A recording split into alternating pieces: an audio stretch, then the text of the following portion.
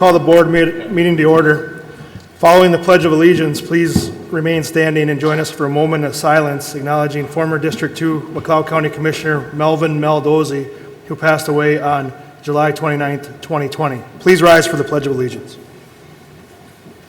I pledge allegiance to the flag of the United States of America and to the republic for which it stands, one nation under God, indivisible, with liberty and justice for all.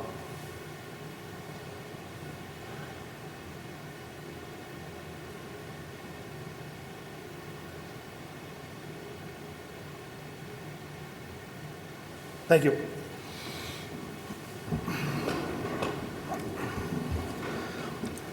As I said, Melvin Mel Dozie passed away July 29, 2020. Mel served 17 and a half years as District 2 Commissioner for McLeod County. Commissioner Dozie served from June 16, 1983 through 1990. He again served District 2 from 1995 till 2005. I have met Mr. Dozie a few times. He was all business and probably would tell us to get to work right now. But Commissioner Kruger, you probably knew him best, if anybody. But anything you'd like to add? Just that, he left large shoes to fill. I did stop by the wake this morning, and his family is well and thanked us for our consideration of his passing. Thanks. Very good. All right, with that, consideration of agenda items. Any additions or corrections to the agenda? Hearing none, is there a motion to approve the agenda? So moved. Motion by Commissioner Pohlmeyer, is there a second? Second. Second by Commissioner Wright. Any discussion? Hearing none, proceed to vote. All in favor, say aye. Aye. Opposed? Motion carries. Consent agenda. Mr. Chair, I move the approval of the consent agenda. Motion by Commissioner Szymanski, is there a second? Second. Second by Commissioner Kruger. Any discussion? Hearing none, proceed to vote. All in favor, say aye. Aye. Opposed? Motion carries. Payment of the bills. Mr. Chair, I move the payment of the bills. Motion by Commissioner Szymanski. Second. Second by Commissioner Kruger. Any discussion? Hearing none, we'll proceed to vote. All in favor, say aye. Aye. Opposed? Motion carries. Our COVID-19 update. Megan?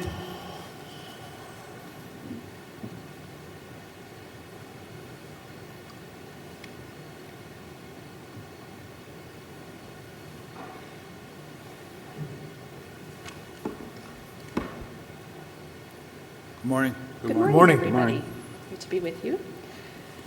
Well, I have a couple of different updates for you today from the public health perspective on COVID-19. And sorry, I know I'm terrible with these microphones. Do better to speak into them here. There we go. As of this morning, I guess we officially have 138 cases. We know we have at least, cumulatively speaking, we know we have at least kind of 10 more that we are aware of in local public health that haven't shown up on our official list yet, so we'll continue to see those numbers rise.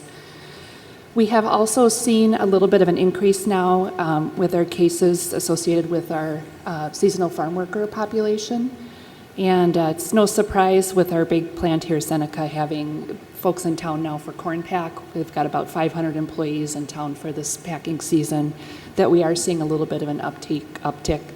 You know, a lot of these employees do come up from Texas, which is a COVID hotspot right now, and so we keep saying, you know, if they're not bringing it with them, they are certainly at risk of catching COVID once they get here. And, you know, given the nature of that business and the close proximity of the housing, despite, you know, everybody's best efforts, we are seeing a little bit of an uptick. So with that, that's our overall numbers. I was going to give a little bit of an update on where we're at with schools. That's the big news from the last week, and long-term care testing, and then just looking ahead a little bit. In terms of our schools, the governor released his plan last Thursday about where we're headed with that. I know there's a lot of eagerness among the general public, especially amongst us parents, to figure out where our kids are going to be at in the fall. And the governor released a kind of a I won't say a 5-point plan, but a range of options for schools depending on, you know, the severity of infection in local communities. So schools can either go from a range from in-person learning for all students, to a mix of in-person and hybrid based on the age of the students, to hybrid for everybody, hybrid for the younger kids and distance learning for the older kids, or distance learning for everybody, depending again on the severity of COVID infection in local communities. If school were to start today in McLeod County, our case rate per 10,000, which is the metric they're going to be looking at, the average of the last 2 weeks is about 6.25, which puts us squarely in that category where everybody can go to in-person learning in the fall, all the students in McLeod County. Now we've got a good couple weeks to go here yet before school would be starting, and we'll be updating those numbers weekly with the health department and doing our own internal projections. But again, if school were to start today, all of our students would be able to go back in person. So that's good news for all of our students here locally. Long-term care testing, unless there's any questions about schools, we had 4 more facilities do their testing last week with a couple of them with our public health assistants, local public health assistants. We've got 1 skilled nursing facility and 5 assisted livings who have yet to do their testing that'll be coming down the road. So far, again, up till this week, we have had no positives as a result of the point prevalence testing. We now have 1 positive case at 1 of the 4 that tested this week of a resident, and that person's in isolation and the proper notifications are being made. So that's continues to be really very good results overall, just to have that 1 positive with all the testing that's occurred. That's good news for us locally as well. And last but not least, I just wanted to, have us look ahead a little bit here. We're all hearing in the news about the possibility of having a vaccine, and we know we have a couple of different vaccines in phase 3 trials right now. We were just discussing this morning on our call, based on what the CDC is currently telling us, most of the vaccines that are being tested right now would require 2 doses, and it's going to be, as you can imagine, a gigantic logistical challenge to vaccinate the entire population of the U.S. very quickly once this vaccine is available. And we don't know, again, whether it will be toward the end of 2020 or perhaps into 2021. We expect in local public health that we will have a role in directly providing this mass vaccination when the timing occurs.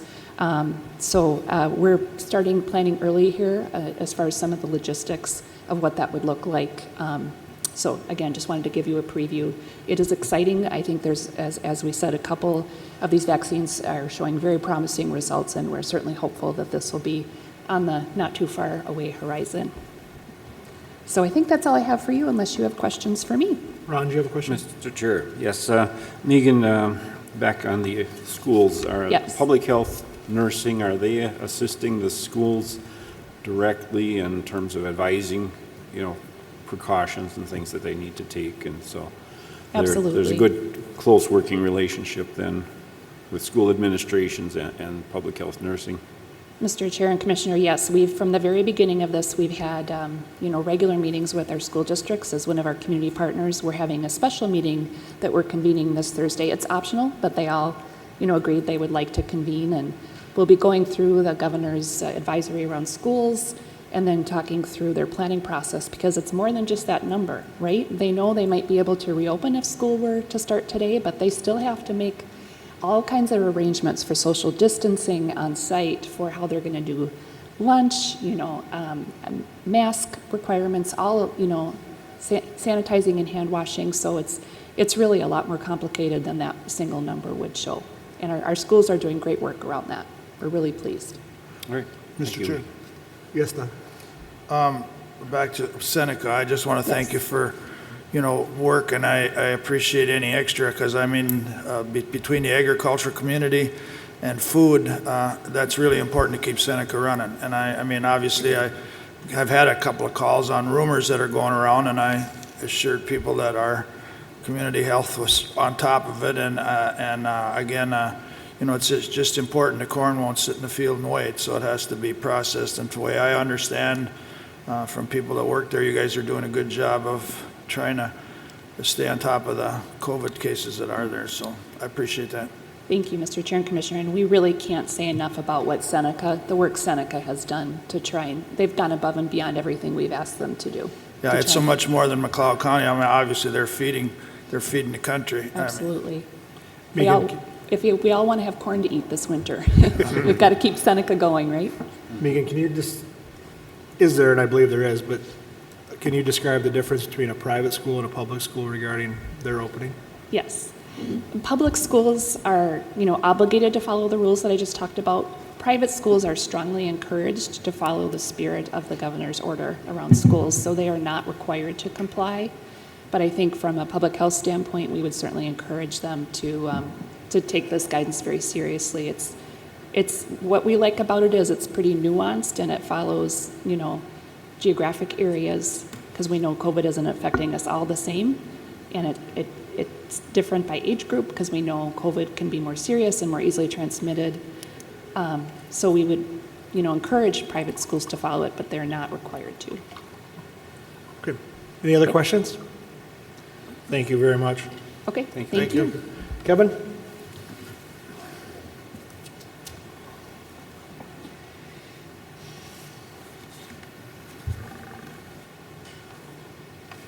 Morning. Good morning. Good morning. Just have 3 points I kind of want to briefly talk to you a little bit this morning. So I want to talk a little bit kind of what I'm hearing as far as our PPE or personal protective equipment supply nationally, kind of how we're sitting right now. Also want to update kind of what we've been doing with our local businesses, and then kind of wrap up on our FEMA update on kind of how we're standing as far as our reimbursement process. So, which now that I forgot a piece of paper in my office, so that FEMA reimbursement may be quicker than we thought. The supply chain nationally, we're actually seeing kind of a high demand and short supply yet on some of the things. We're doing much better off today than we were 60 days ago, but yet we're still not 100% back to having more supply than the demand. That's allowing a lot of the companies having significant back orders. So that is something that we are really conserving our PPE as much as we can. We want to make sure that we follow the recommendations provided by the CDC and the Minnesota Department of Health. So some things that we're kind of looking at specifically on different types of PPEs, N95 masks, which were always kind of really tough to find. I believe they still are. We're seeing the 3M medical grade masks really significantly impacted, that they're not really be able to make those as quickly as the need arises, and that's especially in the small size of masks. Gowns, we're seeing a high demand. A lot of the hospitals are switching to reusable gowns instead of the disposable gowns, just because they're a little more readily available. Nitrile gloves, we're looking at looks like they're going to be tight for the next 6 months. And of course, with any kind of supply and demand, that we're probably seeing some increased costs as well as that. And again, these are all national things there. The good news is that surgical masks, the non-medical grade ones, there's really no issues being reported. So those are actually doing a little better than we initially thought. So locally, what we're doing is we have a supply of masks at the county for any kind of outbreaks, elections. I know the elections, we've been getting specific masks and hand sanitizers specifically for them. We've been purchasing some our own, so we want to make sure that we have enough for the upcoming primary and general elections. I'm working very closely with Connie Kurtzweg and her team to make sure that we have enough PPE with those as well. So that is something that we're keeping some supplies on hand. However, we're offering some to the businesses. So as you're well aware, a couple weeks ago, the Chambers of Commerce across Minnesota received a supply of equipment and masks to hand out to businesses. We started that probably about a few days before the announcement came out. So we've actually handed out probably about 1,500 masks to local businesses across McLeod County. A lot of those were chiropractic offices that were really struggling in order to find PPE for their staff and as well as their clients. So that is something that I'm very proud to say that we did that. We started out having about 5,900 masks that we made available to the businesses, and with the 1,500 or so we have about 4,400 masks left that we kind of earmarked towards our businesses. So if they're not going to be used, we're going to keep those as our supply. And for potential outbreaks and stuff that we're watching, that we have enough PPE and masks available should we need those. So I'm also looking to get more. So I'm working with our South Central Regional Healthcare Coalition and maybe potentially getting some more of these cloth masks so that we have those if we need. So that is still kind of I'm still wondering where we're going to be sitting, but right now at least we kind of did put on a request to get some more. Like I said, there's some information as far as FEMA updates, so I don't have a whole lot of specifics, but what we're doing is we're seeing, we submitted for April and May, and the total amount that we've supplied to FEMA was $19,494.18. They would actually cover 75% of that cost, which is roughly $14,620. And then locally, we'd have to come up with about $4,873 as a 25% match. So we're looking at possibly using the CARES Act funding so that we could actually pay that 25% out of that. I don't know if that's 100% final, if that can be used yet or not, but it is something that is being considered. Our process, I did check with the state to see if we had an update as far as what we're going to be getting and when we're going to be getting our reimbursement. Typically, these have been taking between 60 to 90 days for FEMA review, and we're about a month into that already. So in the next 1 to 2 months, we should know what FEMA is going to reimburse us, and then it's another 30 days before the state actually gets the money, gets it sent through the system to get to us. So we're still probably talking about at least 3 months before getting our reimbursement back from April and May expenses. Kevin, that was a good update. Thank you. And that was my question, if the CARES Act could be used for our share. So it sounds like you're trying to find that out, right? Yeah. Okay, and then make sure you let us know if that, And then, what that is, and okay? you notice I said, so April and May expenses, so nothing has happened with FEMA since June 1st, and we're using the CARES Act funding for that. All of it, or just the supplementing our share of it? I believe we're going to, I don't know if it's 100% final, but I think we're looking at more of it. Nothing's 100% final with the coronavirus relief fund dollars. However, we've met with Clean, and it is being recommended that you use those dollars for definite reimbursement now through the CRF dollars, because FEMA, with the waiting period, that's not definite. And our direction from the government documents that we have is to make sure that we use those dollars, because there will not be money infused to other areas for certain. Okay. Sounds good. Anything else, Kevin? No, that's all. Any questions for Kevin? All right, thank you. Thank you. Thank you, Kevin. Thanks, Kevin. Sheila, anything else? A little bit. Okay. First, thank you to Kevin and Megan for continuing to stay on top of their areas of responsibility during this extended, difficult time. But wanting to note that we all know that Megan's position with the county is interim, and we have hired Barrett Spores, who will start with McLeod County on August 24th. We are excited to have her work side by side with Megan for a little while, and fortunate to be able to do that.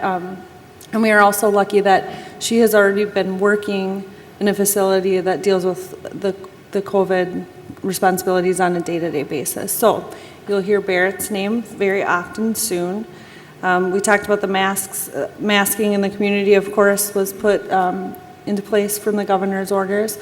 So we've been following that with our employees and workplaces as well. Of course, Emergency Executive Order 2081, Section 10C allows masks to be temporarily removed for our presenters at an open government meeting. So you see that we are not wearing them right now.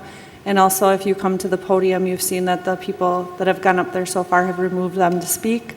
If you're comfortable doing so, please be sure to do that, because it is difficult already to hear at the podium. We're continuing meeting today regarding the CARES Act coronavirus relief funds. You'll hear it called CRF, and we're working on that distribution. It is on the agenda today to vote for the committee for those dollars.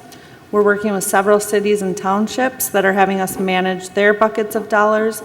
Some are doing it on their own. Maybe they already had ideas of how they'd like to allocate those dollars. Some of them are having us manage the dollars for them, even if they know how they want them allocated.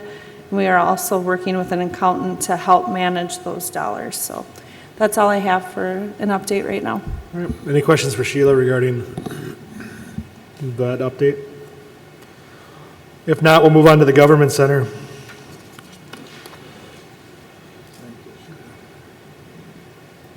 Good morning. Good morning, Commissioners. Brief update, I guess, on my end as well, in regards to the budget on the Government Center. Like last time, things are moving along well. We're watching the budget, things are clicking okay. We have one item that we're kind of ironing out, a little bit of a soils correction discussion that we're working through with the highway shop and the trade contractors on. have no further update on that. We had asked Braun to give us a little bit of a study on some options. So we're vetting that out yet, and then I'll have something potentially to present here in the very near future. But in regards to the budget, really, again, not a lot of changes. A few of the in and out little day-to-day stuff that we work on, but otherwise the budget is looking good. Questions on the budget before we have Sam jump up, chat schedule, which is more of the fun stuff. Any questions? No. All right. Thank you. Thank you. Thank you. Sam? Morning, Commissioners. Morning, Sam. Schedule-wise, we're still tracking right on track to move you guys in January 21. Paint's rolling, got colors on the walls, taping's just finishing up this week. As you can see, the exterior of the building's looking pretty sharp. Still waiting on this final parking lot piece of the puzzle to get that exterior site work done, but everything else is tracking just right. Any questions? You guys are making this pretty boring. Exciting When- at all. When are you going to scare me? Ron, do you have Hopefully something? not. Our goal is boring. Mr. Chair, Sam, how are we doing with major equipment installations? I'm thinking, you know, the generators, the elevators, those types of things. What phase are we in? Elevator is all in. It's ready for an inspection when we get a certificate of occupancy.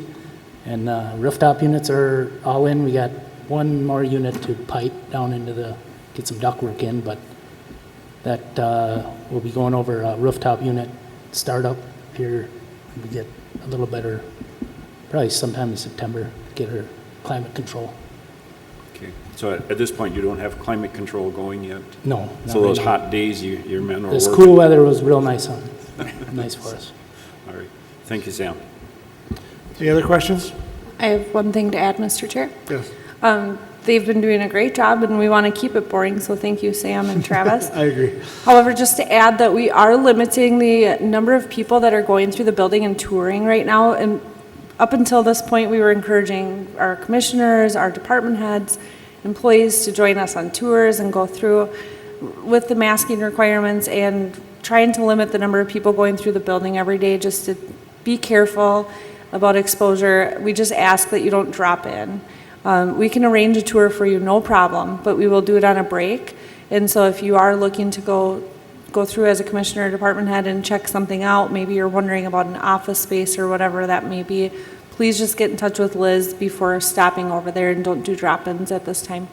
Thank you. No problem. Thanks, Sam. Thank you. All right. You're up. Good morning. Good morning. So we've provided the next phase of the project, which is furniture. There's a preliminary schedule. We will be sending furniture out to bid, so that allows you to get the best possible price on your furniture from surrounding areas. With additional consideration, we were going to include a rating system, so it's not just that you're accepted to go with the lowest bid, but there's also consideration of availability of installation, some of their work experience, and we'll include that in the documents that go out to bid. That allows you to possibly include more local vendors as well.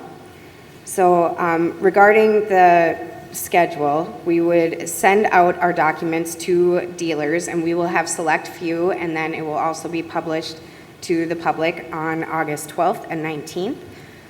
We will allow them to send in alternate products, so we've specified a product, they will have alternates available, and that will happen up until August 19th. We will approve all alternates by August 26th. After that, they would not be allowed to substitute any other products. And then following the standard bidding procedure, and we would need to, in order to maintain schedule, have the furniture contracts awarded by the September 15th board meeting. Is there any questions on furniture? Oh, go ahead, Ron. Well, might as well have a question.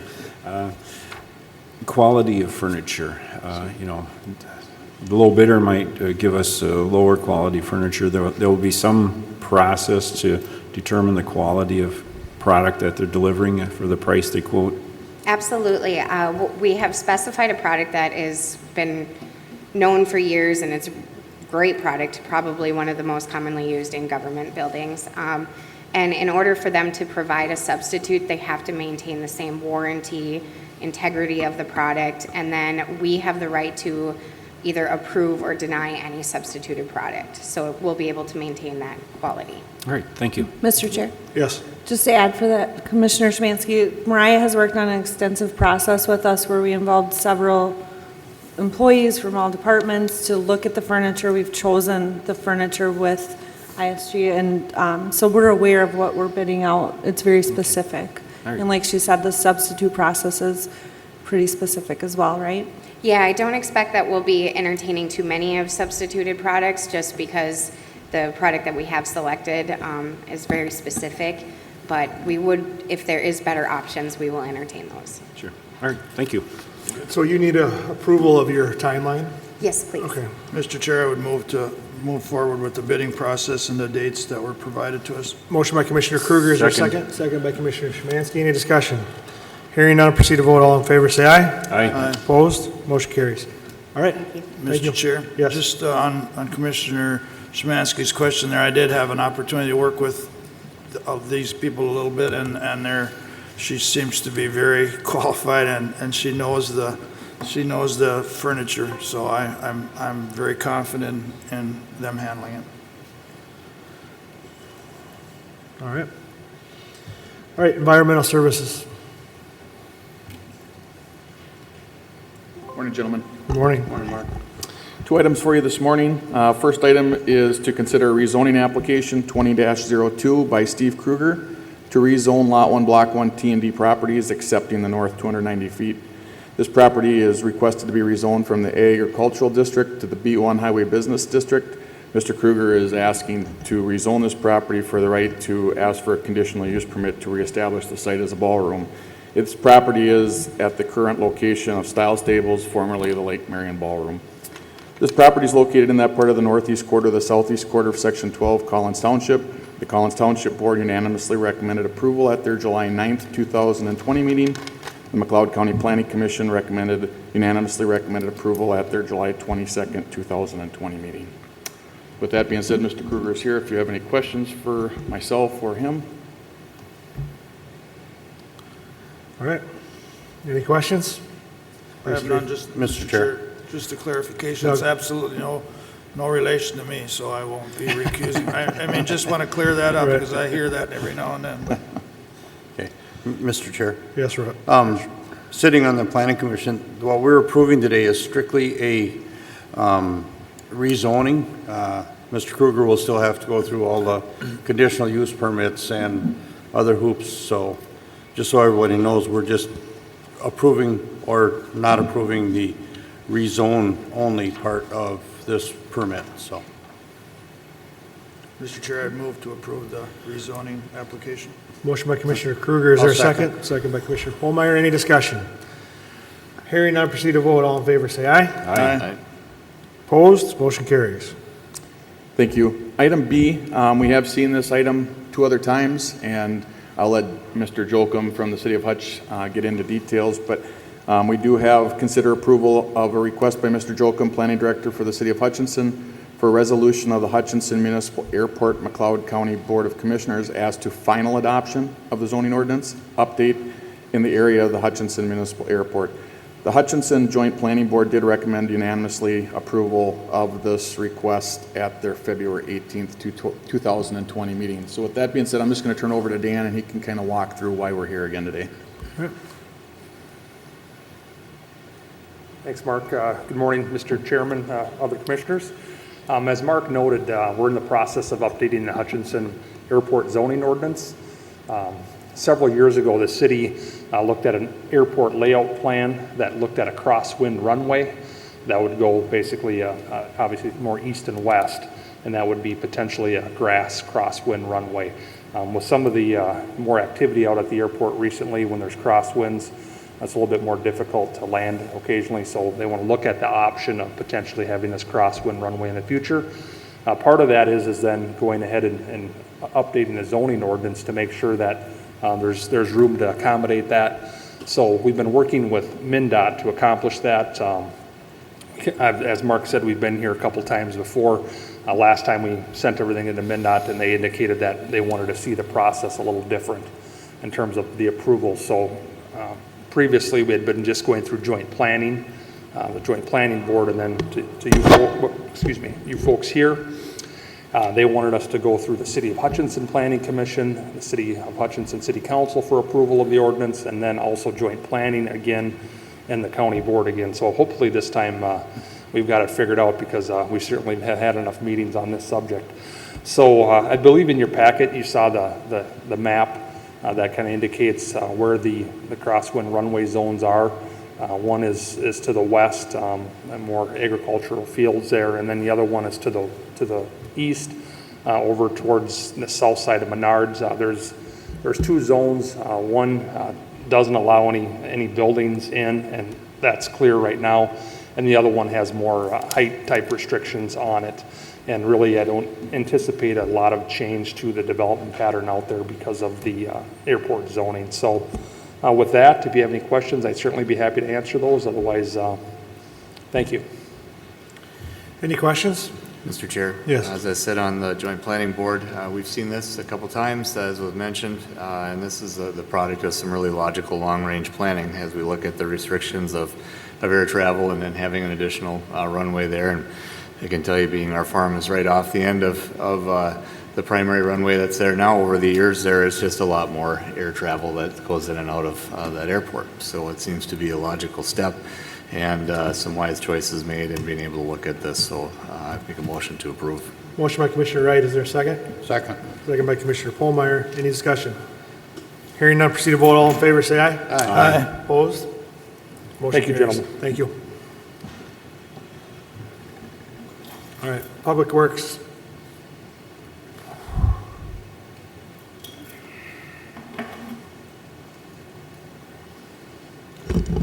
Good morning. Morning. Morning, John.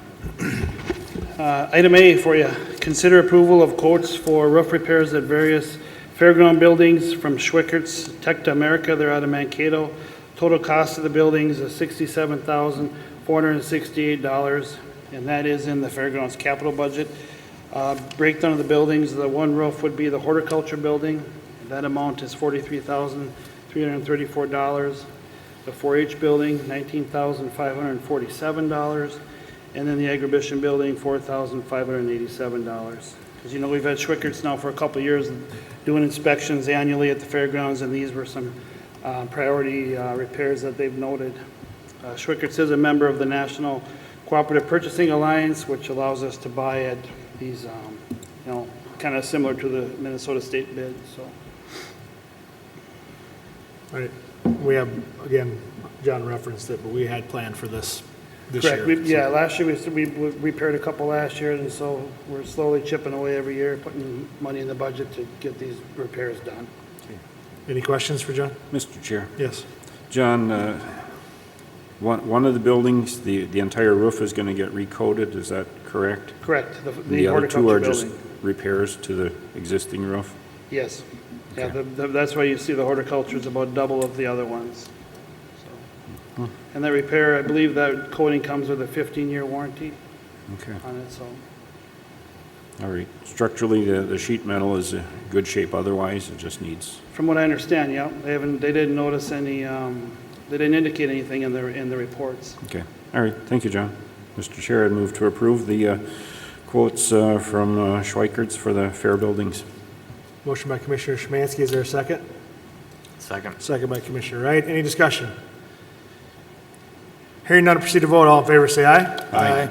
Opposed? Motion carries.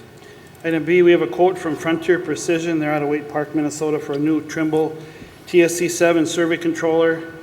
This is a unit that works with our survey instruments. You see people running around with the little GPSs with the white heads on them. This is the controller for that. State contract price for that is $8,847.10 for the unit with some accessories. That does include a trade-in of the old controller. Like I said, the engineering division uses that quite often, as well as soil and water off and on. The current one we have is outdated. I don't recall how old it is, but it only does Windows 7, the old 3G networks. The new, as you can imagine, the new one, the new technology will do Windows 10, and then it's capable of the new cellular speeds, 4G and probably 5G and 8G someday, or who knows what. It's time to upgrade, though. The techs are pretty excited this is on the agenda. Okay. Any questions? Mr. Chair, I'd move approval of this purchase. Motion by Commissioner Polmeyer, is there a second? Second. Second by Commissioner Kruger, any discussion? Hearing none, proceed to vote. All in favor, say aye. Aye. Opposed? Motion carries. And item C, we have a quote from Veritech Industries out of Burnsville for a new salt brine maker with a pump. This would be for the Slats shop over on our eastern shop. State contract price for that is $10,990. When we built the Slats shop, we were able to obtain MnDOT's old brine maker from Hat's facility. They were upgrading at the time, and so we were able to get that. That's outlived its life now, and it's kind of beyond repair, so it's time we need a new one. Mr. Chair, I'd move to approve the purchase of the, what do we call it, brine maker? Salt brine maker, Salt correct, brine, yeah. Motion by Commissioner Szymanski, is there a second? I'll second. Second by Commissioner Wright, any discussion? Just, Mr. Chair. Yes. John, does this take a special grade of salt to produce this brine? Or? That's our standard winter salt. Okay. So much the better, then you don't have to have a separate inventory of, Pardon? you don't have to have a separate pile of salt just for making brine. You can use No, your... we'll use, it's the regular road salt that we use. Okay. Yeah. Thank you. All right, any further discussion? Hearing none, proceed to vote. All in favor, say aye. Aye. Aye. Opposed? Motion carries. Item D, we'd like to have you guys authorize some thin bituminous maintenance overlays on a couple roads. County Road 16 from Trunk Highway 7 up to the North County line. That's near Silver Lake. That's about 6 miles. County Road 5 then from 16 over to County Road 2 also north of Silver Lake. That's about 2.5 miles. We've seen these off and on the road tour. To fit them in the 5-year plan and do a substantial fix like we just did up on County Road 19 or Vista Road. It doesn't really fit in our 5-year plan now with, at least in the next couple-year window. And they're getting real tough for patching. I think we'll spend a lot of time and effort and material with our maintenance folks patching them. And if we can do a thin overlay, kind of hold them over for, hopefully, 2, 3, 4, or 5 years maybe. See how long they last that way before we can get a more substantial fix on them. So there are going to be a couple contractors back in the area this fall. So this kind of got this idea cooking to go out for bids for this and see what we get for prices. And then if you guys want to move forward right now, we'll of course come back like we always do with the bids after we have them. Mr. Chair? Yes. John, these have been the thorn in my side for a long time. Thank you for bringing these forward and finding a solution. The thin overlay, if I recall right, several years ago there was a similar overlay done on Highway 22 between Hutch and Glencoe. And did that last several years on that one? I don't recall anything, reconstruction going on there. I thought that project was a milling overlay where they would skim off a Oh, little they bit did of the a surface milling and then put first, the overlay okay. down. And This would just be Just the overlay. 3/4 of an inch or so, just an overlay over it. Fill in Okay. the potholes and All right. improve the ride. My constituents will be quite happy with this, so I move to approve this. Motion by Commissioner Szymanski. I'll second. Second by Commissioner Kruger. Any discussion? Hearing none, proceed to vote. All in favor, say aye. Aye. Opposed? Motion carries. Item E relates to the County Ditch 32 culvert crossing that we had to leave that portion out on when we did the reconstruction projects a couple years ago. It's been our intent to get that filled in. When there's another contractor in the area, we did get, the initial idea was to wait till next year when we had larger concrete projects in the area. We've had a lot of concerns from residents, and you guys have heard, your phones have been ringing too, so we moved ahead and got some quotes this year for that. In the agenda, you'll see not to exceed 150,000. I did receive another quote finally Monday, and that quote was 75,000. So you could lower that number to probably not to exceed $100,000, and the project will most likely get done early September. There's a lead time on the dowel bars to get, once they called in the order already actually to purchase them, but the cost would be approximately half of that. So the other quote came in a little cheaper. Mr. Chair? Yes. Hearing that, so you're okay with cutting it to 100, not to exceed 100,000? Is that what? Okay, I'd make the motion to proceed with fixing the crossing and changing the quote to 150, not to exceed 100,000. I'll second, Mr. Chair. Motion by Commissioner Kruger, second by Commissioner Szymanski. Any discussion? John, will this be bituminous or will this Concrete. be concrete? It'll be concrete, Yeah. okay. Same How- section as what's out there now. All right. Will that entail a road closure then for an So- extended period of time? Or? Yeah, so the idea will be we'll do half at a time. They'll put forms up, do half at a time. We'll set up with, we'll do traffic control ourselves and set up a stop sign situation, take turns. All right, excellent. Thank you. Mr. Chair? Yes. The time would be more for curing. That would be, is that the longer time period or not?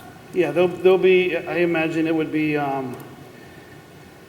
probably a total of 15 days, Sure. maybe, 7 days each side or so, yeah. It is what it is, but I Yeah, know. curing is a big piece of it, yep.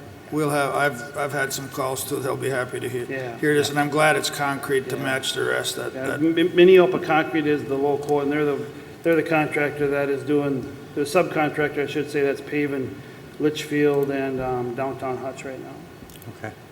for MnDOT. Mr. Chair? Yes. John, this would be then basically a final run for that section. We aren't looking at redoing something again next year to... I hope not. I mean, this is the final, that was the last final piece piece of of it. the puzzle. Yeah, we have condemnation hearings remaining on that whole Yeah. project, but otherwise, yeah, that's. As far as the road, Construction's done, yeah. correct. Correct. Thank you. Any further discussion? Hearing none, proceed to vote. All in favor, say aye. Aye. Aye, Opposed? Motion carries. Thank you. Thank you. thank you. Auditor Treasurer. Good morning, Mr. Chair and Commissioners. Sheila. Today I am here to consider adopting Resolution 20CB-32, which authorizes the McLeod County Auditor Treasurer to make application to the Office of Secretary of State for the Voting Elections Grant Agreement, or VEGA 2. In 2020, an additional $2 million was appropriated to the Voting Equipment Grant account to be used to offset the cost to purchase any combination of optical scan counters, assistive voting devices, or electronic rosters to be expended pursuant to Minnesota Statutes 206.95 no later than this December 31st. My office was notified on April 27th of the amount, $21,899.53 total grant award to McLeod County, and have been waiting for the grant contracts to be distributed, which occurred now on July 17th, 2020. There existed a need for a high-capacity optical scan tabulator and an opportunity to purchase a ROSE. This expense was brought before board and approved on June 16th, 2020, and noted funding sources were the VEGA 2 grant funds, with the balance to be paid by the special revenue account designated for voting equipment. Do you have any questions for me? Any questions for Connie? Mr. Chair, Yes. breaking the silence. Connie, the grant amount, will that be used as an alternate to the VEGA 2 grant funds, or am I understanding this right? Or- The $21,899.53 is the VEGA 2 Okay. grant, which we used to purchase the tabulator. Okay, but in the description here, then the balance was to be paid by a special revenue account? Oh, correct. There So- were funds in that. Okay, so we'll use the new grant funds rather than the special revenue account? Is that the way I'm reading this? Or? No, we used both to You purchase the both, okay. tabulator. Okay. All right. Mr. Chair, do we need a motion to approve? I believe so. Move Correct? to approve Resolution 20CB32. Motion by Commissioner Szymanski. Is there a second? Second. Second by Commissioner Polmeyer. Any discussion? Hearing none, proceed to vote. All in favor, say aye. Aye. Opposed? Motion carries.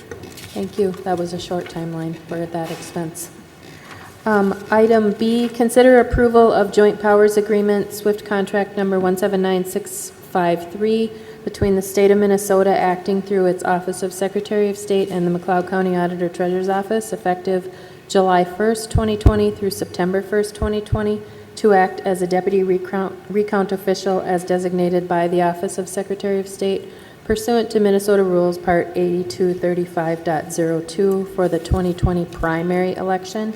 So the joint powers agreement was received by email from the Office of the Secretary of State on July 23rd for the county to act as the deputy recount official as designated by the Secretary of State pursuant to Minnesota rules. If approved, the county will act as a deputy recount official designated by the Office of Secretary of State for the 2020 primary election. Any questions? Mr. Chair. Yes. Connie, just out of curiosity, is this joint powers agreement between the Secretary of State and the county, is this done with every county in the state, or, so it's just kind of a routine procedure? Is there any reimbursement for time to do the recounts from the Secretary of State, or is it our responsibility to pay staff for the recount? I think there may be, it's in the agreement, but, you know, I didn't really, it's not been officially designated yet, so. Okay, all right, thank you. You're welcome. Mr. Chair, I move to approve. Motion by Commissioner Szymanski. Is there a second? I'll second it. Second by Commissioner Kruger. Any discussion? Hearing none, proceed to vote. All in favor, say aye. Aye. Aye. Opposed? Motion carries.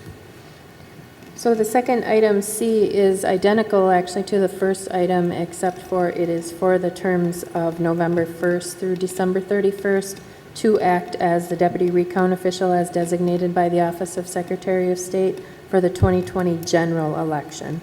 Again, the joint powers agreement was received by email from the Office of the Secretary of State on July 23rd for the county to act as a deputy recount official as designated by the Secretary of State pursuant to Minnesota Rules Part 8235.02.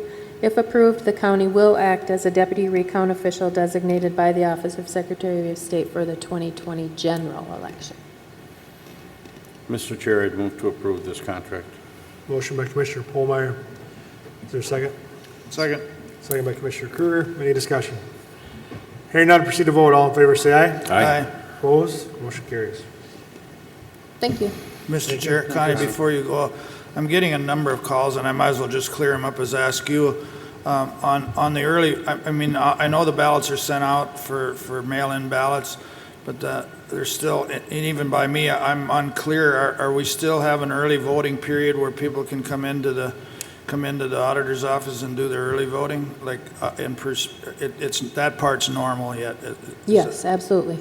And that's, I don't, for some reason, that's unclear, you know, because people are confused that their polling places are closed. And I knew they were closed, but I thought we stayed, the auditor's office will do it just like they've done every other year. Is that correct? Yeah, that's I hope correct. that I can clears. put out a post if you'd like. Yeah, there's That would just clear it several, up. I mean, they're these nice calls, but they're unclear on, they thought they had to do it that way and weren't able to come in. And I said, as far as I know, we could still do it like we did other years, but So for clarification, are you talking the mail balloting precincts? yes. They may come in and vote. They should bring their ballot that they received. Okay. Otherwise, it's an extra step. We have to spoil that ballot and reissue them a new ballot. Do they then, when they bring that mail-in ballot in, is that during the early voting period, is that run right away? Do you guys run that ballot right away like you do on early voting? No, they're not allowed to put it in the machine. They just have to hand it to Okay. who's ever helping them. Very good. Mr. Chair. If you want to send something, I mean, Okay. I'm getting nice calls, and people that I run into they're really unclear on how to Sure, do that. yeah, And we'd I've love never to- seen it before either, so I We'd don't. love to clear that up. Ron, do you have something? Mr. Chair, Connie, similar question to Doug's, but if someone received a mail ballot but inadvertently, destroyed it or lost it, or they can still also come in and do the in-person voting, but you're not going to mail another ballot out to them, or could they request They It's could too re- late now to get a primary ballot, I would They could presume. request a new ballot, and some people do, but right, we're 7 days away from the election, so we want to make sure that their vote counts. It would be best if they came in. They still could call us and we could mail one out, but I want to make sure that it gets counted That time it's for received postage. timely, yeah. All right, thank you. Mr. Chair, Yes. is that just, I mean, that was part of the questions that I got too. People are concerned that don't stay up on it, that, you know, that's why they ask about running the ballot, because they're concerned when they used to go to their polling places, if they screwed up, the machine spit it right back out. Now they won't. If they just give it in, if they've made a mistake, the ballot is obviously void. But that's part of that question. And that's just for your information, that's the unclear questions, but. You're correct that the ballot would be cast as voted. All right, very good. Thank you. Thank you, Thanks, Connie. Connie. The IT department. Crowd's getting thinner. That's good. Good morning. Got a heck of a list here, Matt. Yes. Item A, consider approval of quote from Marco, St. Cloud, Minnesota for network infrastructure components, 5 years of support and installation for the McLeod County Government Center for a state contract cost of $436,620.25 with funds from the capital equipment's budget. Quotes were received from the following state contract companies: Marco, 3 years for about $340,000, 5 years for the $436,000. PDS of Brookfield, Wisconsin, for 3 years for $430,000, 5 years at about $500,000, and CDWG of Chicago, Illinois, with a 3-year for $468,000. They did not provide a 5-year option. All right. Any questions? Mr. Chair? Yes. And I don't think I dreamt this, that I thought I'd ask you, you're confident with that company, Marco? Yes. Okay, because sometimes the cheapest isn't always the best, but But it also has a, remember, that's always important to us, but it does have a local office. too. I would move to approve the Marco. Motion by Commissioner Kruger. Is there a second? Second. Second by Commissioner Polmeyer. Any discussion? Hearing none, we'll proceed to vote. All in favor, say aye. Aye. Opposed? Motion carries. Item B, consider approval of quote from Marco, St. Cloud, Minnesota for wireless network upgrades at the Courthouse, Law Enforcement Center, and Hutchinson buildings with 5 years of support and installation for a state contract cost of $44,019.04 with funds from the information technology budget. The existing wireless components are 9+ years old, are outdated, have experienced failing equipment, and are not compatible with the technology being deployed at the government center. Move to approve. Motion by Commissioner Wright. Is there a second? Second. Second by Commissioner Szymanski. Any discussion? Hearing none, we'll proceed to vote. All in favor, say aye. Aye. Opposed? Motion carries. Item C, consider approval of quote from CDWG, Chicago, Illinois, for data center components for the McLeod County Government Center for a cost of $30,834.15 with funds from the capital equipment's notes budget. An additional quote was received from SHI for $30,860.04. The data center components consist of server racks, power strips, mounting accessories, and other components required for the data center. So several of these items need to be installed in the coming weeks so that the electrical contractor can complete their work. Question, Mr. Chair. Yes, Rob. Does the contractor install this equipment for you, or is our contractor or your department installing this equipment? Our department would do the installation of these components. Okay, There's so not a lot of work involved with it. So they're just delivering the product to our site, and Correct. we'll get it put together. Okay, thank you. Move to approve, Mr. Chair. Oh, I There's apologize. a motion on the floor. Motion by Commissioner Szymanski. Is there a second? Second. Second by Commissioner Polmeyer. Yes, Sheila. Thank you. Mr. Chair, I just want to note that when we go over these items that are added to the agenda for purchase from the county, that we do talk about whether or not it makes more sense for Matt's department to install the equipment or not. So you'll see a difference in some of those with the government center coming up. Okay. Very good. Any further discussion? Hearing none, we'll proceed to vote. All in favor, say aye. Aye. Opposed? Motion carries. Item D, consider approval of quote from Exigent Solutions, Plymouth, Minnesota, for additional second-tier storage capacity for video surveillance at the Government Center for state contract cost of $11,524 with funds from the Capital Equipment Notes budget.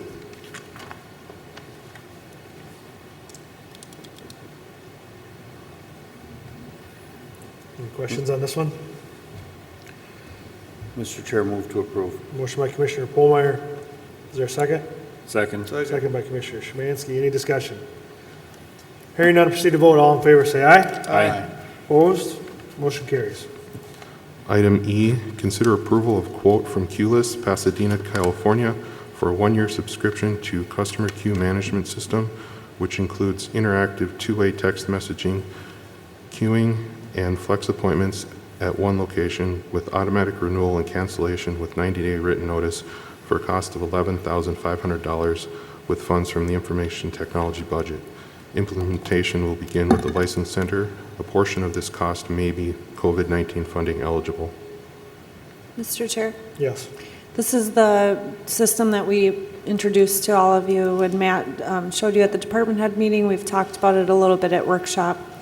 The reason we did not plan to ask for this until opening the government center, as you can imagine, all of the changes right now with business has really made it so that we need this at the licensing center, recorder's office, veteran services, especially for licensing, setting up. The trailer setup is not working out the best. We do believe that the amount of money spent on this can be used or supplemented with CRF dollars, but also that this will be a savings in the staff expense too. Very good. All right. Move to approve, Mr. Chair. Motion by Commissioner Szymanski. Is there a second? Second. Second by Commissioner Kruger. Any discussion? Hearing none, proceed to vote. All in favor, say aye. Aye. Opposed? Motion carries. Item F, consider approval of a memorandum of agreement and authorize the County Auditor Treasurer, Connie Kurtzwig, to execute this MOA with the Center for Internet Security. This agreement allows CIS to use federal funds to provide endpoint detection and response software for use on devices in the Auditor Treasurer's office as it relates to election security. The Department of Homeland Security is funding this through the Elections Infrastructure and Multi-State Infrastructure Information Sharing and Analysis Centers, which CIS is under contract with DHS to operate. There is no cost to McLeod County to participate. All right. Sounds good to me. Motion by Commissioner Wright. Is there a second? Second by Commissioner Polmeyer. Any discussion? Hearing none, proceed to vote. All in favor, say aye. Aye. Opposed? Motion carries. Thank you, Matt. Thank you. Hannah, unless you object, we've been at it for about an hour. Can we take 5 minutes? All right, we're going to have a 5-minute recess, everybody, okay? Thank you, Mr. Chair. Yep.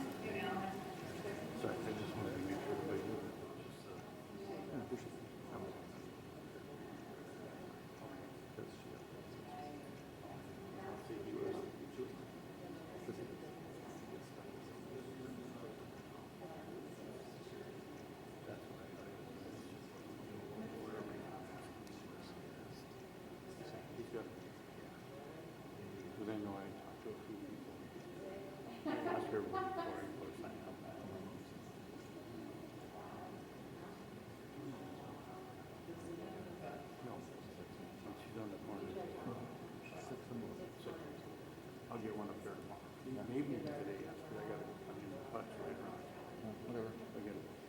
you go.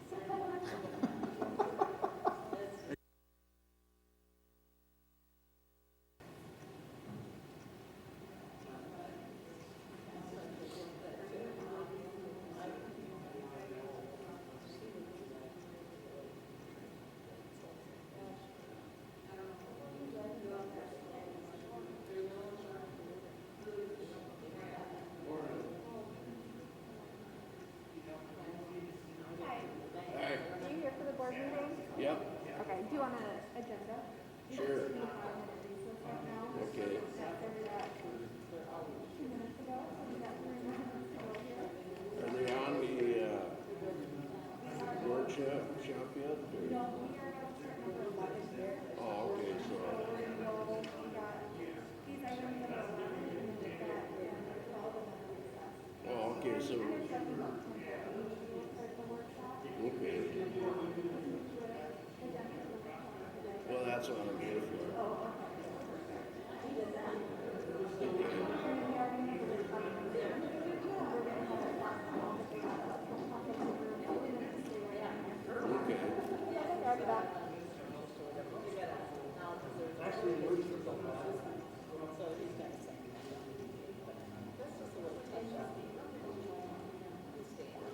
I was going. Pretty good, you? And then upstairs. Well, I guess it's steep. I got a lot of them.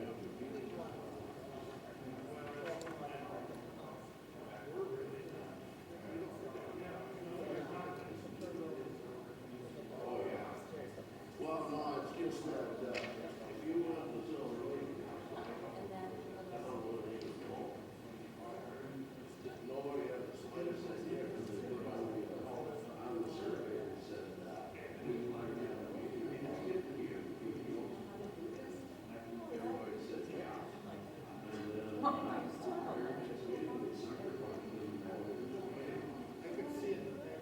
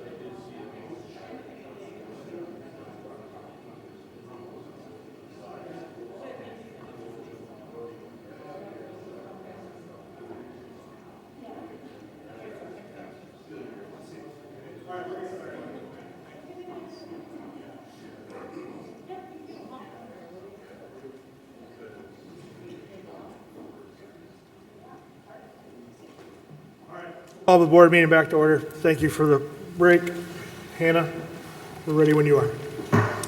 Great, good morning. Good morning. Item A, consider extending current contract with TBX Benefits Enrollment Tool through December 31st, 2020 for a cost of $6,000 with funds from the county administration budget. McLeod County currently uses TBX for its benefits enrollment tool. This is a vital piece of technology for our team in the open enrollment process. Administration is currently looking at choosing a program that will integrate all of its functions, including hiring, payroll, time tracking, benefits, etc. Extending the TBX contract through the end of the year will prevent administration from switching technologies more than once and will allow electronic data interchange files to be sent to the county's benefit carriers and run reports for self-bill with our carriers. It will also give new employees the ability to sign up for benefits electronically. Without extending the contract, administration will need to go back to paper enrollment form and manually entering the data for each carrier, taking up more staff time. All right, any questions? Mr. Chair, I'd move to approve. Motion by Commissioner Polmeyer, is there a second? Second. Second by Commissioner Szymanski, any discussion? Mr. Chair. Yes. Hannah, right now, the contract runs from enrollment period to enrollment period. Is that the way it was written, and are we going to go on an annual basis? So what's actually happening is a unique situation. TBX is actually ending. Recently this summer we received communication that they're ending this program altogether, and it's put us in a tough spot as we are, as I mentioned earlier, we're working to, right now our HR systems and payroll are a little bit scattered. We're trying to work towards having something that talks to each other more clearly and effectively. And so we were put in a spot where we reached out to them and said, is there any way that you'd be willing to extend this, as we are in the process of working with other counties on beginning to, we're working towards finding a new HR program, basically. So what they've offered is this extension that's pretty unique just to our county, so we don't have to, again, double up on our technology. Okay, all right. Thanks for that explanation. Yep. Any further discussion? Hearing none, proceed to vote. All in favor, say aye. Aye. Opposed? Motion carries. Item B, consider approval of Personnel Committee recommendation to regrade the Health and Human Services Accounting Technician from grade 120 to grade 130. This item has gone through the Evaluation Committee and has also been approved by the Personnel Committee. Any questions? Mr. Chair, I move to approve. Motion by Commissioner Szymanski. Is there a second? Second. Second by Commissioner Polmeyer. Any discussion? Hearing none, proceed to vote. All in favor, say aye. Aye. Opposed? Motion carries. Thank you. Item C, consider approval of Personnel Committee recommendation for the Auditor Treasurer to hire 2 part-time election staff to support the upcoming elections to begin work following Labor Day. The costs associated with these hires would be covered by the CARES Act dollars. Any questions? Move to approve. Motion by Commissioner Polmeyer. Is there a second? I'll second it. Second by Commissioner Kruger. Is there any discussion? Hearing none, proceed to vote. All in favor, say aye. Aye. Opposed? Motion carries. Thank you. Thank you. Thank you, Hannah. All right, moving on to our calendars. Rich? Okay, since our last board meeting, we had a workshop after the meeting, obviously, and Health and Human Service meeting that afternoon yet. Had a great discussion with both the administrators from the Hutchinson Hospital and the Glencoe Community Hospital. I thought it was a great discussion among people with some differing ideas, and we were very polite and just got a lot of good information that day.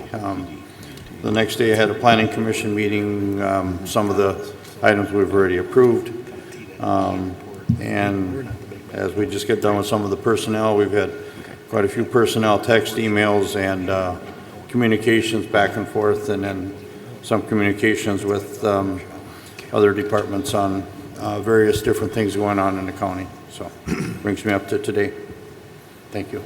Paul? Okay, we had our board workshop on the 23rd, budget meeting that primarily had a lot to do with the CARES Act. Since then, there's been some inquiries on the CARES Act, what the county is doing, a lot of work with extension and the 4-H program as McLeod County is finding ways to continue to have in-person livestock shows and still looking for some volunteers, and that happens next week. However, on the state level, there was a decision that it is going to be impossible to have in-person shows, and so what they have chosen to do is any 4-H'er throughout the state that deserves a blue ribbon or gets a blue ribbon during either virtual or live shows. And again, there's only a very, very small amount that are doing live shows, but they can submit videos of themselves and their animal, and it'll be analyzed at the state and awards given out from there.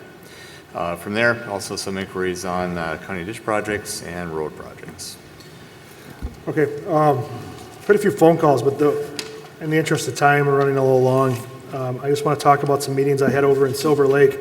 The Silver Lake City Council voted to contract services with the Sheriff's Office regarding their police services. It was their vote that did that.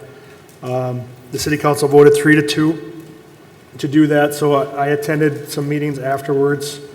Obviously, everybody knows what I do for a living, so I hope I was able to lend some experience to some of the questions that they have.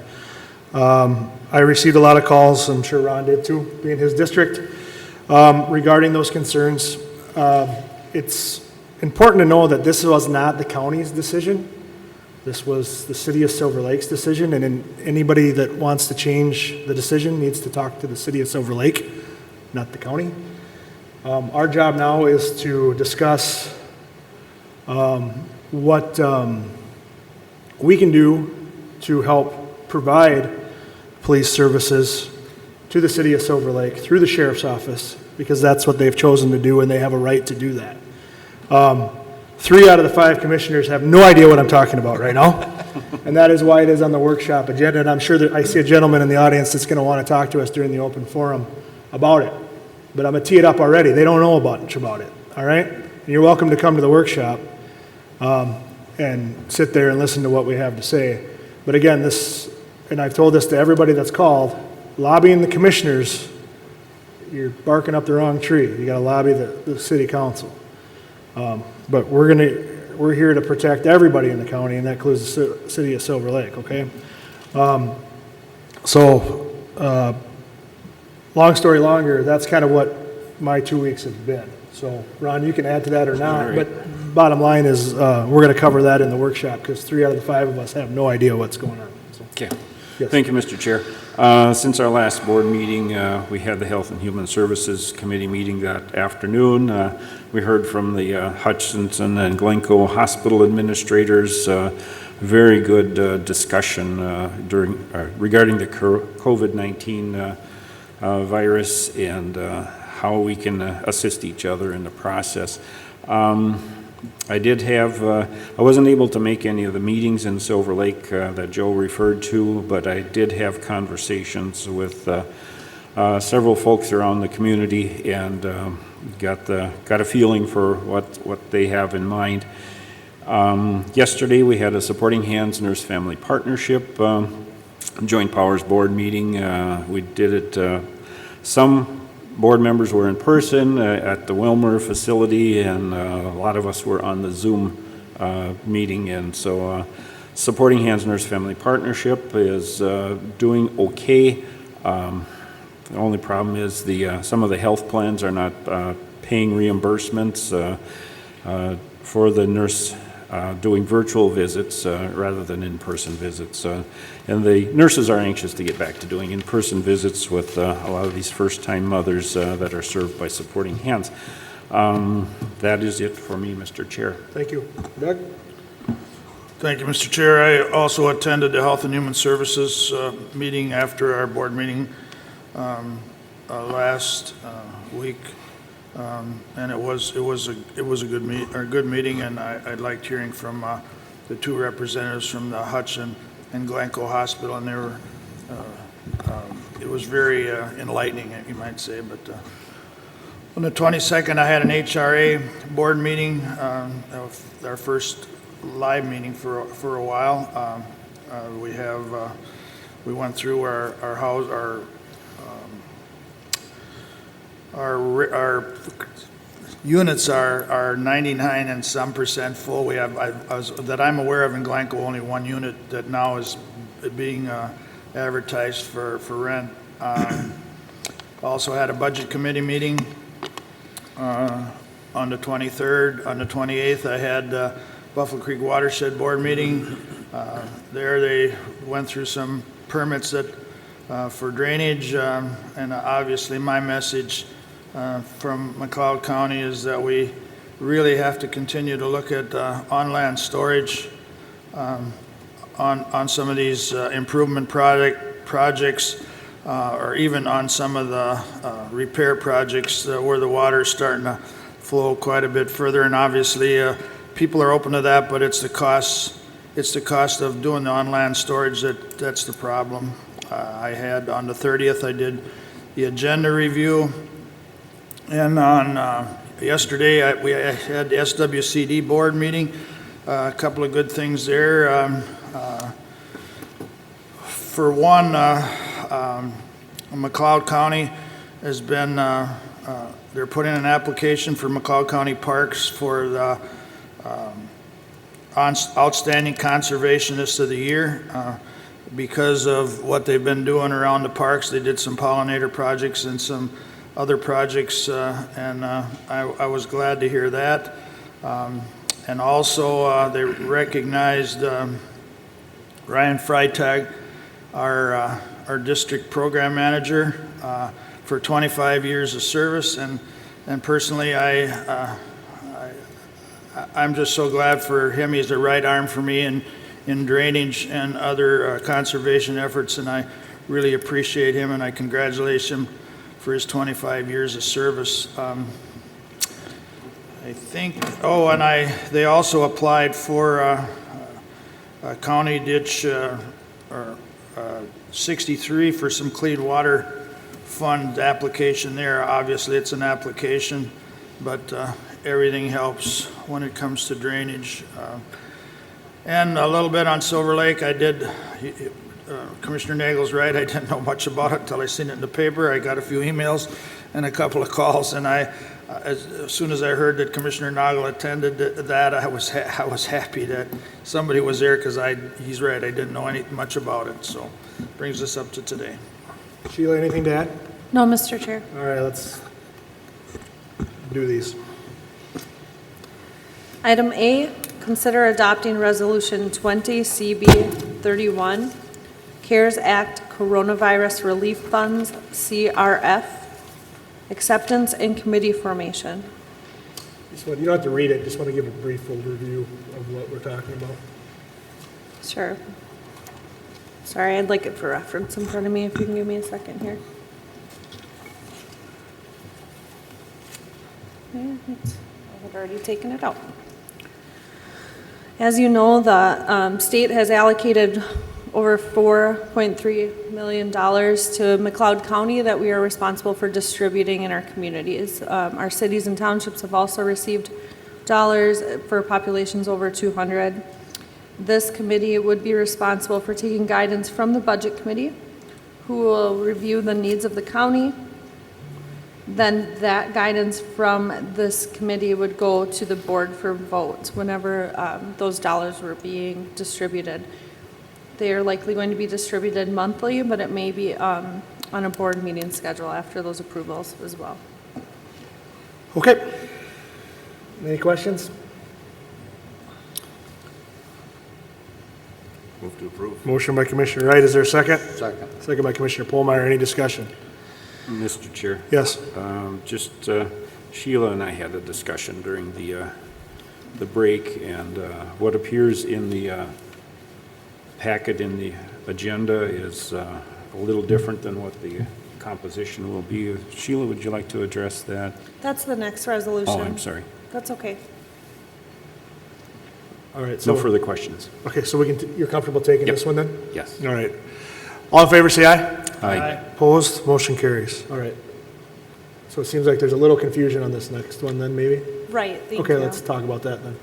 Well, item B, which is Resolution 20 CB 33. The copy that you see in the packet includes the names Liz Danielson as administrative, and also Scott Ziegler, who the county is using some of the funds to hire to help us manage those transactions and the auditing of those dollars.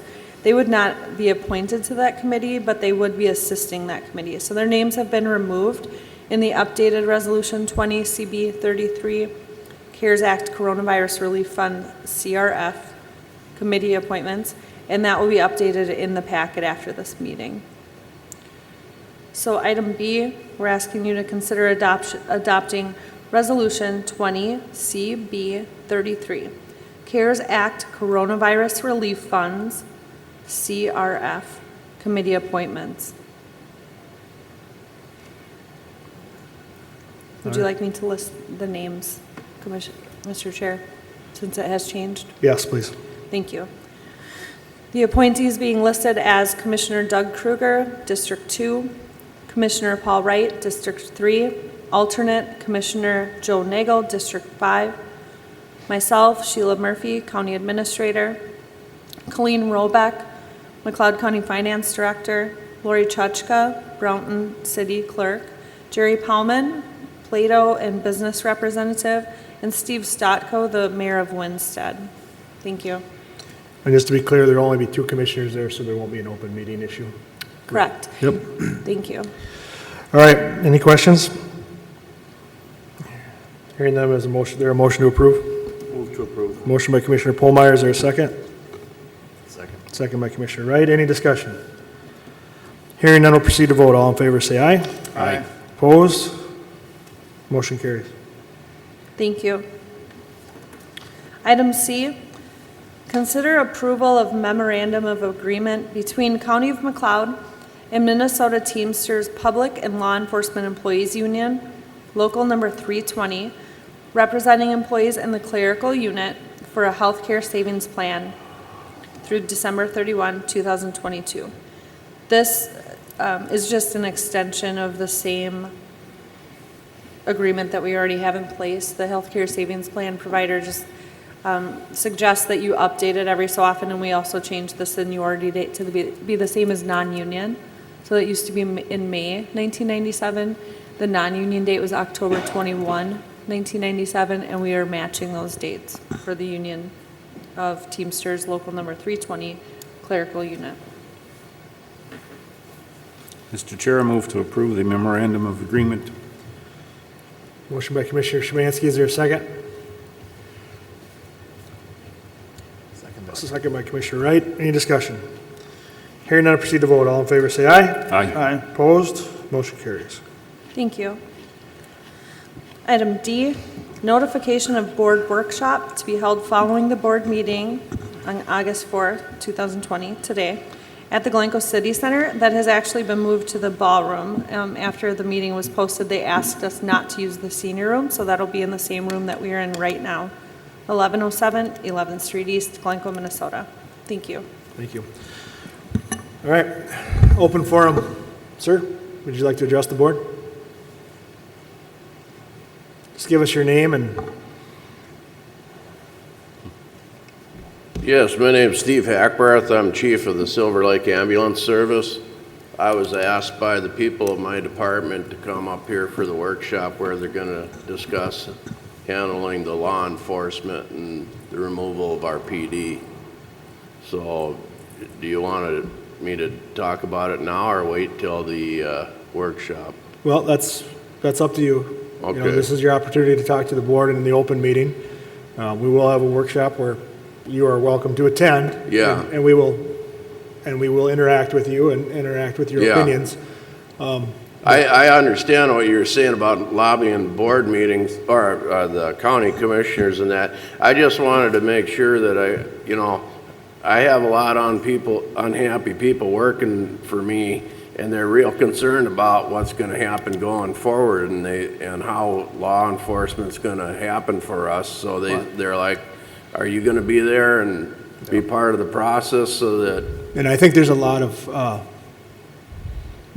think we'll get that out in more than one way, and it'll start today at the workshop. But I think there's a lot of misinformation out there and Well- and a lot of myths and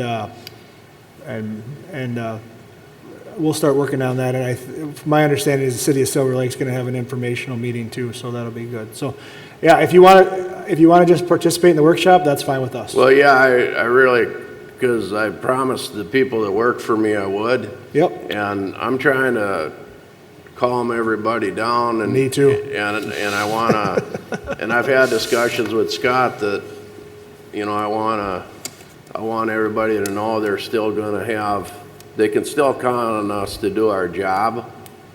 And so. Yep. Mr. Chair? Sheila, is the workshop here? Yeah, sorry. The workshop is here, and I know that you might want to save anything additional because you're not allowed to, like, the board can't interact on the topic since it's not on here, right? Well, So if you're it's- able to stay. They can't interact on this topic. He could do that, but yeah, we Right. can in the workshop. So I didn't want him to have to repeat himself. Yep. Okay. We'll All be right. right in this room. All right, it'll be right after this meeting, okay? Okay, thank you. All right, press relations, anything? All right. Looking for a motion to recess till August 18th, 2020 at 9 a.m. at the Glencoe City Center. Move to recess, Mr. Chair. Motion by Commissioner Szymanski. Is there a second? Second. Second by Commissioner Polmeyer. Any discussion? Hearing none, proceed to vote. All in favor, say aye. Aye. Opposed? Motion carried.